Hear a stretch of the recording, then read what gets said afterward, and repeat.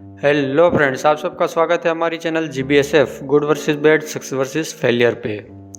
तो फ्रेंड्स, आज हम जानेंगे एक सक्सेस स्टोरी के बारे में, success story of LIC, the life insurance corporation of India.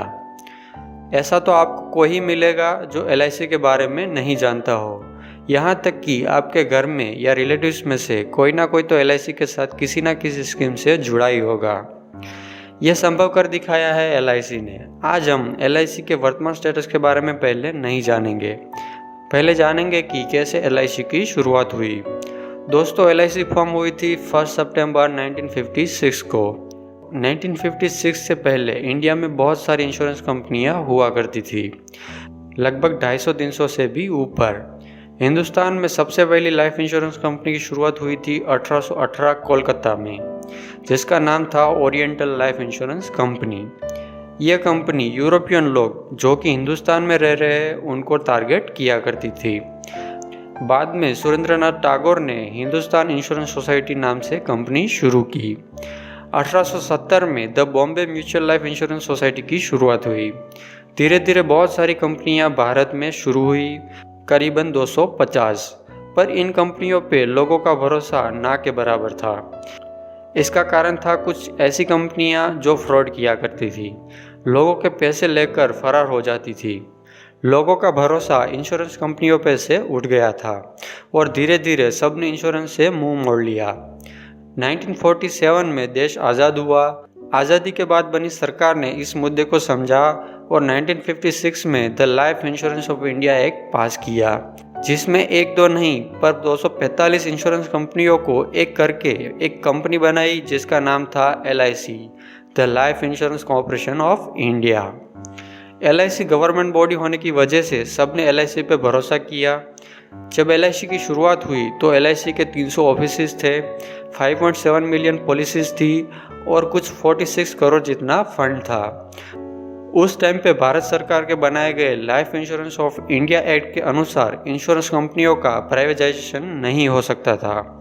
मतलब कि कोई बिजनेसमैन प्राइवेट इंश्योरेंस कंपनी शुरू नहीं कर सकता था, जिसका मतलब है कि पूरे भारत में सिर्फ एक ही इंश्योरेंस कंपनी है, LIC। इस बात का LIC को भरपूर फायदा मिला।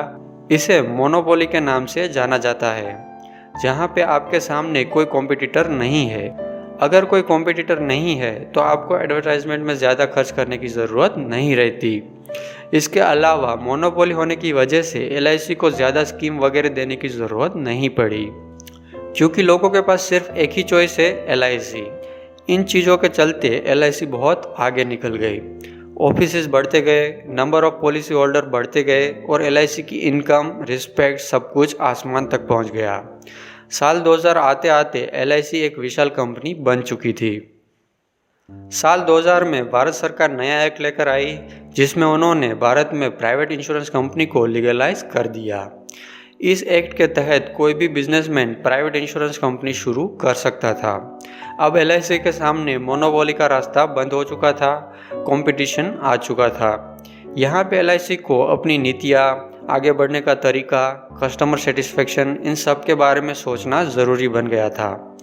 LIC के पास दो ऑप्शन थे। पहला, अपनी पुरानी नीतियों पर काम करे और दूसरा ऑप्शन था वर्तमान परिस्थितियों को देखते हुए नई नीतियाँ बनाई जाए। जहां कोडक और नोकिया जैसी बड़ी कंपनियों ने पहला रास्ता चुना था ना बदलने का, वहीं LIC ने दूसरा रास्ता चुना बदलने का। और नतीजा आपके सामने है, LIC आज सफल है और कोडक और नोकिया असफल।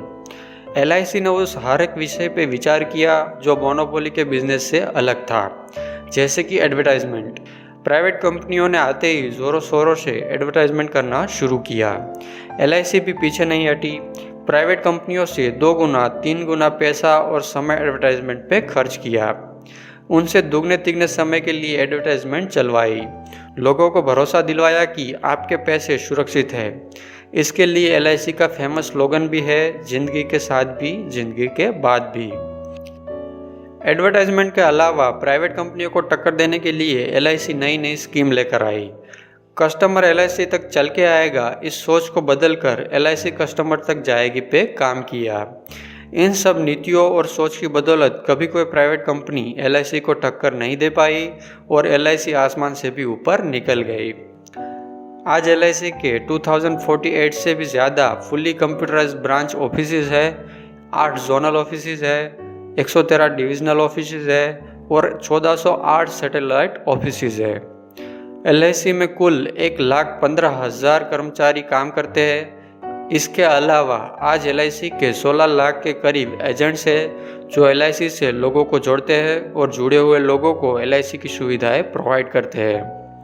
साल 2012 में the Economic Times brand equity survey ने LIC को इंडिया की 6ठे नंबर की मोस्ट ट्रस्टेड ब्रांड दर्शाई थी।